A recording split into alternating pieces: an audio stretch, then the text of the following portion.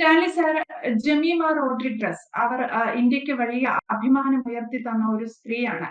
വനിതാ ലോകകപ്പിൽ ഇന്ത്യക്ക് അവർ നേടിത്തന്ന വിജയം എന്ന് പറയുന്നത് അവിസ്മരണീയമാണ്. പക്ഷേ ജമീമ മത്സരശേഷം ഈശോയ്ക്ക് നന്ദി പറഞ്ഞത്, അല്ലെങ്കിൽ യേശുവിന് പറഞ്ഞ നന്ദിയാണ് പിന്നീട് വാർത്താ മാധ്യമങ്ങളിൽ ഉൾപ്പെടെ ഇടം പിടിച്ചത്.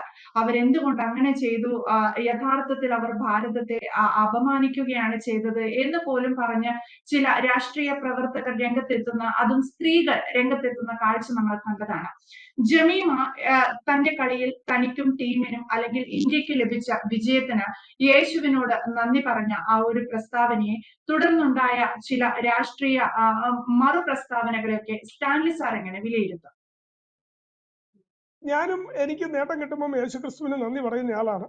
അതുകൊണ്ട് ജമീമ യേശുക്രിസ്തുവിന് നന്ദി പറയുന്നതിനെ സ്വാഗതം ചെയ്യുന്നു. അതിലുപരിയായിട്ട് അവരുടെ പെർഫോമൻസിനെയും കമ്മിറ്റ്മെന്റിനെയും രാജ്യസ്നേഹവും അതിനെല്ലാം പാടിപ്പോഴ്ത്തുന്നു. അതിനൊന്നും ഒരു കുഴപ്പമില്ല. പക്ഷെ ഇത് വിവാദമാക്കിയത് ഇവിടെയുള്ള ജിഹാദികളും കോൺഗ്രസ്സുകാരും ഇന്ത്യ അലയൻസുകാരുമാണ് ഇത് വിവാദമാക്കിയത്. ഇതിനെ ഒരു രാഷ്ട്രീയ ടൂളായിട്ട് ഉപയോഗിക്കാമെന്നാണ് അവർ കണ്ടുപിടിച്ചത്. ഇനി നമുക്ക് ഇതെല്ലാം നിർത്തിയിട്ട് ആദ്യമായിട്ട് ഈ ജമീമ റോഡ്രിഗസ് ആരായിരുന്നു നോക്കാം. അവര് മംഗലാപുരത്തെ ഒരു പരമ്പരാഗത ക്രിസ്ത്യൻ ലത്തീൻ കുടുംബത്തിൽപ്പെട്ട ആളാണ്. മംഗലാപുരം ക്രിസ്ത്യാനിയാണ്. അവര് ജീവിക്കാൻ വേണ്ടിയാണ് അവരുടെ കുടുംബം അങ്ങോട്ട് മാറിയത്, ബോംബെക്ക് മാറിയത്. അവരവിടെ പോയി പെന്തക്കോസായി. ഇപ്പൊ പെന്തക്കോസ് വിശ്വാസിയാണ്, ഇപ്പൊ കത്തോലിക്ക വിശ്വാസിയല്ല, പെന്തക്കോസ് വിശ്വാസിയാണ്. ഇനി ഇതിന്റെ പശ്ചാത്തലം എന്താണെന്ന് ചോദിച്ചാൽ, ഇവിടുത്തെ കോൺഗ്രസ്സുകാരുടെയും ഇന്ത്യ അലയൻസുകാരുടെയും സൗത്ത് ഇന്ത്യയിലെ മെയിൻ വാപ്പ എന്ന് പറയുന്നത് ടിപ്പു സുൽത്താനാണ്. അങ്ങനെ കേരളത്തിലെ കോൺഗ്രസ്സുകാരുടെയും ഇന്ത്യ അലയൻസുകാരുടെയും മെയിൻ വാപ്പയായ ടിപ്പു സുൽത്താൻ മംഗലാപുരത്ത് ക്രിസ്ത്യാനികളെ കൂട്ടക്കൊല ചെയ്തു 300 വർഷം മുമ്പ്. ഈ 325 വർഷം മുമ്പ് നടന്ന കൂട്ടക്കൊലയിൽ ഒരു 4-5 ക്രിസ്ത്യൻ കുടുംബങ്ങളെ രക്ഷപ്പെട്ടു. അതിലൊന്നാണ് ഇവരുടെ കുടുംബം. അപ്പൊ അന്ന് തന്നെ ഇവർക്ക് യേശുക്രിസ്തുവിന്റെ സംരക്ഷണം ഉണ്ടായിരുന്നു, അല്ലെങ്കിൽ യേശുക്രിസ്തുവിന്റെ അനുഗ്രഹം കൊണ്ടാണ് ബാക്കി പലരും കൊല്ലപ്പെട്ടിട്ട് ഇവർ കൊല്ലപ്പെടാതെ ഇപ്പൊ ഈ കൂട്ടക്കൊലയിൽ രക്ഷപ്പെട്ടു പോയ ഒരു കുടുംബമാണ് ഇവരുടെ കുടുംബം. അവർക്ക് എന്നും യേശുക്രിസ്തുവിന്റെ സംരക്ഷണം ഉണ്ടായിരുന്നു. അതിൽ അവരെ അഭിനന്ദിക്കുന്നു, ദൈവത്തിന് നന്ദി പറയുന്നു. ഇനി ഇന്നത്തെ ഞായറാഴ്ച ഇന്ത്യയിലെ എല്ലാ പള്ളികളിലെയും പ്രസംഗത്തിൽ അച്ഛന്മാര് പറയുന്നത് നിങ്ങൾ ജെസിക്ക് മാതൃകയാക്കണം, യേശു ക്രിസ്തുവിന് നിങ്ങൾ നന്ദി പറയണം, ഒക്കെ എല്ലാം ശരി. ഒരു കാര്യം മാത്രം അവശേഷിക്കുന്നു. ആരാണ് നല്ല ക്രിസ്ത്യാനി ബൈബിൾ പ്രകാരം? ഇതുപോലെ വിശ്വാസം പ്രഖ്യാപിച്ച ഒരു ക്രിസ്ത്യാനി കഴിഞ്ഞ ഏപ്രിൽ മാസത്തിൽ ഉണ്ടായിരുന്നു, നഥാനിയൽ. പകൽഗാമിലും മുണ്ടുപൊക്കി നോക്കി ജിഹാദികൾ, പാകിസ്ഥാനികൾ, ഇന്ത്യ അലയൻസുകാർ 27 ഇന്ത്യക്കാരെ കൂട്ടക്കൊല ചെയ്തപ്പോൾ 26 ഹിന്ദുവും ഒരു ക്രിസ്ത്യാനിയും. നഥാനിയൽ എന്ന് പറയുന്നു. അദ്ദേഹം പറഞ്ഞു, കലിമ ചൊല്ലാൻ പറ്റത്തില്ല, കൊല്ലുകാരെ കൊന്നു, കലിമ ചൊല്ലാൻ പറ്റത്തില്ല, ജിഹാദികളോട് സപ്പോർട്ട് ചെയ്യാൻ പറ്റത്തില്ല, സന്ധി ചെയ്യാൻ പറ്റത്തില്ല എന്ന് പറഞ്ഞു വീരമരണം പ്രാപിച്ച് മാർട്ടിയറായി പുണ്യാളനായ ഒരാളുണ്ട് നഥാനിയൽ. ഏതെങ്കിലും അച്ഛൻ പള്ളി പ്രസംഗിച്ചോ? ഏതെങ്കിലും ക്രിസ്ത്യൻ മീഡിയ ഇട്ടോ? ഏതെങ്കിലും ക്രിസ്ത്യാനി ഫേസ്ബുക്കിൽ പോസ്റ്റ് ഇട്ടോ? എന്താ കാരണം? അപ്പൊ ജിഹാദിയെ പ്രീണിപ്പിക്കണം, ജിഹാദി പിണങ്ങും, ഫ്രീ തുപ്പൽ ബിരിയാണി കിട്ടത്തില്ല. അതുകൊണ്ട് നഥാനിയലിനെ തെമ്മാടിക്കുഴിയിലോട്ട് വിട്ടു. നഥാനിയലിന്റെ ജീവിത സാക്ഷ്യത്തെ തെമ്മാടിക്കുഴിയിലോട്ട് വിട്ടു. നഥാനിയലിനെ അംഗീകരിക്കാനോ, അദ്ദേഹത്തിന്റെ വീട്ടിൽ പോകാനോ, അദ്ദേഹത്തിന്റെ പേരൻസിനെ ആശ്വസിപ്പിക്കാനോ, അദ്ദേഹത്തിന്റെ കുടുംബാംഗങ്ങളെ ആശ്വസിപ്പിക്കാനോ ഒരച്ഛനോ മെത്രാനോ ക്രിസ്ത്യാനിയോ രാഷ്ട്രീയക്കാരനോ കോൺഗ്രസോ തയ്യാറായില്ല, ഇന്ത്യ അലയൻസുകാരും തയ്യാറായില്ല. യഥാർത്ഥത്തിൽ ജെസിക്കെക്കാട്ടിലും 10,000 ഇരട്ടി വലിയൊരു ജീവിത സാക്ഷ്യമാണ് നഥാനിയൽ നൽകിയത്. ജെസിക്ക ഒരു ദൈവം തന്ന ഒരു അനുഗ്രഹത്തിന് നന്ദി പറഞ്ഞു, അത്രേ ഉള്ളൂ. പക്ഷെ നഥാനിയൽ സ്വന്തം ജീവൻ ബലി അർപ്പിച്ചുകൊണ്ടാണ് ദൈവത്തിന് സാക്ഷ്യം നൽകിയത്. ഇവിടെ ഒരു കാര്യം എന്താണെന്ന് ചോദിച്ചാൽ, വിശ്വാസത്തെ നമ്മൾ സ്പോർട്സിലോ രാഷ്ട്രീയത്തിലോ ഒക്കെ അധികം ഉപയോഗിക്കാണ്ടിരിക്കുന്നതാണ് നല്ലത്. ഇപ്പം ഇവിടെ കുറിയിട്ട ആൾക്കാര് ചെസ്സിന്റെ ചാമ്പ്യന്മാരും ചാമ്പ്യത്തികളും ഒക്കെ ആവുന്നുണ്ട്. അവരെല്ലാവരും ചെസ് മത്സരം ജയിക്കുമ്പം, ഇന്ത്യയാണ് ഇപ്പം ഗ്ലോബൽ ചാമ്പ്യന്മാർ ചെസ്സിൽ, അവരെല്ലാവരും ചെസ്സിൽ ജയിക്കുമ്പം 2 ജയ് ശ്രീറാമും ഒക്കെ വിളിച്ചു കഴിഞ്ഞാൽ എന്തായിരിക്കും ഇവിടുത്തെ കോൺഗ്രസ്സുകാരുടെ പ്രതികരണം, ഇവിടുത്തെ ഇന്ത്യ അലയൻസുകാരുടെ പ്രതികരണം? ചാണക സംഖ്യ എന്നൊക്കെ വിളിച്ച് ചാടിത്തുള്ളൂ.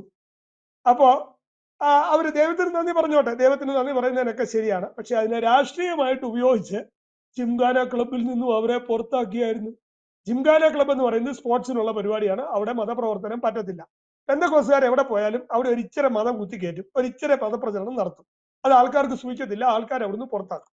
അത് പറ്റത്തില്ല എന്ന് പറയും. അത് വളരെ നാച്ചുറലാണ്. അതുകൊണ്ട് അതിൻ്റെ അകത്ത് ജിംഖാന ക്ലബിൽ മതപ്രചരണം നടത്തിയതിന് അവരെ അവിടുന്ന് പുറത്താക്കി, അതിൻ്റെ അകത്ത് ഒരു തെറ്റുമില്ല, അവരെ ഉപദ്രവിച്ചൊന്നുമില്ലല്ലോ, അവിടെ മതപ്രവർത്തനം നടത്തരുതെന്നല്ലേ പറഞ്ഞുള്ളൂ. അതിൻ്റെ അകത്ത് വേറെ കാര്യങ്ങളൊന്നുമില്ല, അതിൽ വളരെ ന്യായമായ കാര്യമാണ്. പക്ഷെ അവരതിൽ നിന്ന് ഓവർകം ചെയ്ത് അവരവരുടെ ദൈവവിശ്വാസത്തിൽ നിന്നുകൊണ്ട് ഇന്ത്യൻ ടീമിൽ കളിക്കുകയും രാജ്യത്തിന് വേണ്ടി പോരാടുകയും ജയിക്കുകയും ചെയ്തു. ഇന്ന് അവരുടെ കളി നടക്കാൻ പോവുകയാണ്. ഞാൻ ഇന്നും അവരുടെ സെഞ്ചുറി അടിക്കട്ടെ, ഇന്നും ഇന്ത്യ ജയിക്കട്ടെ, ഭാരതമാതാവ് ജയിക്കട്ടെ, ഇന്നും അവർക്ക് അനുഗ്രഹം കിട്ടട്ടെ എന്നുള്ളത് തന്നെയാണ്. ദക്ഷിണാഫ്രിക്ക എന്ന് പറയുന്നത് ഒരു സെക്കുലർ രാജ്യം എന്ന് പറഞ്ഞാലും മെജോറിറ്റി ക്രിസ്ത്യൻ രാജ്യമാണത്. അവിടെ അതിനെ ജയിക്കണം. നമ്മുടെ രാജ്യമാണ് ജയിക്കേണ്ടത്, ഇന്ത്യയാണ് ജയിക്കേണ്ടത്. ശരിക്കും ഒരു ക്രിസ്ത്യൻ രാജ്യമായ ഓസ്ട്രേലിയയാണ് നമ്മൾ സെമി ഫൈനലിൽ തോൽപ്പിച്ചത്. അപ്പോൾ ദൈവവിശ്വാസം ഒരു പ്രൈവറ്റ് ആയിട്ടുള്ള കാര്യമാണ്, അത് തന്നെ അംഗീകരിക്കുന്നു. പക്ഷെ അതിനെ ഉപയോഗിച്ചുകൊണ്ട് സ്പോർട്സിനെയോ രാഷ്ട്രീയത്തെയോ നിയന്ത്രിക്കാൻ ശ്രമിക്കരുത്. അതുപോലെ അങ്ങനെ ഒരു സംഭവം നടന്നു എന്നുള്ളതിന്റെ പേരിൽ ജിംഖാന ക്ലബിനെ കുറ്റം പറയാനും, ജിംഖാന ക്ലബ്ബ് അവരുടെ നിയമം അനുസരിച്ചാണ് അവർ പ്രവർത്തിച്ചത്. അവർ യാതൊരു തെറ്റും ചെയ്തിട്ടില്ല. അത് പെന്തക്കോസ്തുകാർക്കുള്ള വേദിയല്ല. അവിടെ പെന്തക്കോസ്തുകാരൻ പറഞ്ഞാൽ അവരവിടുന്ന് പുറത്താക്കും, വേറൊരു സ്ഥലത്താണെങ്കിലും പുറത്താക്കും. അപ്പൊ ഇത് എന്നെ ഇന്ന് അത്ഭുതപ്പെടുത്തിയത് ചെന്നിത്തല വരെ പ്രസ്താവന ഇറക്കിയിരിക്കുകയാണ് ജെസിക്ക റോഡ്രിക്സിന് വേണ്ടി, ജമൈമ ജെസിക്ക റോഡ്രിക്സിന് വേണ്ടി ചെന്നിത്തല അണ്ണൻ വരെ, അത് മീശനോവലിനെ സപ്പോർട്ട് ചെയ്ത് ചെന്നിത്തല അണ്ണൻ യേശുക്രിസ്തുവിനെ സിന്താമ വിളിച്ചതിനെ സപ്പോർട്ട് ചെയ്തിരിക്കുകയാണ്. പക്ഷെ ചെന്നിത്തല അണ്ണന്റെ ആന്റിനയില് നഥാനിയലിനെ പാകിസ്ഥാൻകാരൻ കൊന്നത് തെളിഞ്ഞുമില്ല. അപ്പൊ ഈ രീതിയിലുള്ള വൃത്തികെട്ട രാഷ്ട്രീയം കേരളത്തിലെ കോൺഗ്രസും ചെന്നിത്തലയൊക്കെ കാണിക്കുന്ന വൃത്തികെട്ട രാഷ്ട്രീയമാണ് ഇതിനെ മോശമാക്കുന്നത്. ആ കുട്ടിയുടെ പ്രകടനത്തെ, ആ പേരൻസ് അവർക്ക് കൊടുത്ത സപ്പോർട്ടിനെ അഭിനന്ദിക്കുന്നു. യേശുക്രിസ്തു അവർക്ക് കൊടുത്തിട്ടുള്ള നന്മയ്ക്ക് യേശുക്രിസ്തുവിനോടും നന്ദി പറയുന്നു. ഇതുപോലത്തെ കാര്യങ്ങൾ എപ്പോഴും രാജ്യ നന്മയ്ക്ക് വേണ്ടിയായിരിക്കണം. നേഷൻ ഫസ്റ്റ്, നേഷൻ ഫസ്റ്റ്, അതാണ് മെയിൻ ആയിട്ടുള്ള കാര്യം. നമ്മൾ എല്ലാ സ്പോർട്സിലും, ഫുട്ബോളിലും ക്രിക്കറ്റിലും ടീം ഇവന്റ്സിലൊക്കെ എല്ലാ ജാതിയിലും മതത്തിലും പെട്ടവരുണ്ട്. അത് ആരുടെ ഒരാളുടെ കുത്തകയല്ല. എല്ലാവരും പ്രകടനം നടത്തണം. അപ്പോഴാണ് നമ്മൾ നല്ലപോലെ ജയിക്കുന്നത്. ഇത് നമുക്ക് രാജ്യത്തിന് ഒരു പാഠമാണ്. സെലക്റ്റീവ് ആയിട്ടുള്ള ചില പരിപാടികൾ, നഥാനിയേല് ജിഹാദികളാൽ കൊല്ലപ്പെടുമ്പം നഥാനിയേലിന് അനുശോചനം രേഖപ്പെടുത്താൻ തയ്യാറല്ല. പക്ഷേ ഒരു ക്രിസ്ത്യൻ പെൺകുട്ടി സെഞ്ചുറി അടിച്ച് യേശുക്രിസ്തുവിന് നന്ദി പറയുമ്പോൾ അതിനെ ആഘോഷിക്കുകയും ചെയ്യും. അത് മാത്രം പോരാ. വിശ്വാസം എന്ന് പറയുന്നത് അങ്ങനെ വിൽപ്പനയ്ക്കുള്ളതല്ല. കേരളത്തിലെ ക്രിസ്ത്യാനികളും അച്ഛന്മാരും മെത്രാന്മാരും ഒക്കെ മനസ്സിലാക്കുക, വിശ്വാസം വിൽപ്പനയ്ക്കുള്ളതല്ല, രാഷ്ട്രീയ ആവശ്യത്തിനുള്ളതുമല്ല. അത് ദൈവാരാധനയ്ക്കുള്ളതാണ്. അതിൽ മാർട്ടിയേഴ്സ്, രക്തസാക്ഷികളാണ് ഒന്നാമത്, നഥാനിയേലാണ് ഒന്നാമത്, ജെസീക്ക രണ്ടാമതേ ഉള്ളൂ. ഇതാണ് അതിൻ്റെ അകത്തെ കാര്യം.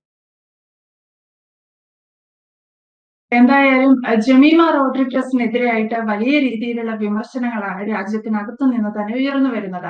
അവർ വിശ്വസിക്കുന്ന ഒരു വിശ്വാസ രീതി, അതിന് നേരെ അവർ ഒരു നന്ദി പ്രകടനം നടത്തുന്നു. പക്ഷേ സ്റ്റാൻലി സാർ സൂചിപ്പിച്ചതുപോലെ അതിന് പകരം അവർ ജയ് ശ്രീറാം എന്നാണ് പറഞ്ഞിരുന്നെങ്കിൽ ഉണ്ടാകാൻ പോകുന്ന പുകിലുകൾ എന്തൊക്കെയാണ് എന്നുള്ളത് നമുക്ക് ആലോചിക്കാവുന്നതേയുള്ളൂ. അപ്പോഴാണ് ഈ രീതിയിൽ അവർ നടത്തിയ ഒരു പ്രസ്താവനയെ വളച്ചൊടിച്ചും അല്ലെങ്കിൽ വിമർശിച്ചും ആളുകൾ രംഗത്തെത്തുന്നത്. പക്ഷേ ഈ രീതിയിൽ അവരെ സപ്പോർട്ട് ചെയ്തെത്തുന്ന ആളുകളും രാഷ്ട്രീയപരമായി വലിയ നേട്ടമുണ്ടാക്കുക എന്നത് മാത്രമാണ് ലക്ഷ്യം. ഈ രീതിയിൽ രാജ്യത്തിനകത്ത് ഇത്തരത്തിൽ പ്രഗത്ഭരായ പലരും യേശുവിനാണ് നന്ദി പറയുന്നത് എന്ന് സ്ഥാപിക്കാൻ പോലും ചിലർ ശ്രമിക്കുന്നു എന്നതാണ് ഖേദകരം.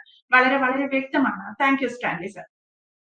കൂടുതൽ വാർത്തകളും വിശേഷങ്ങളും നിങ്ങളിലേക്ക് എത്താൻ ABC മലയാളം സബ്സ്ക്രൈബ് ചെയ്യുക, ബെൽ ബട്ടണും അമർത്തുക.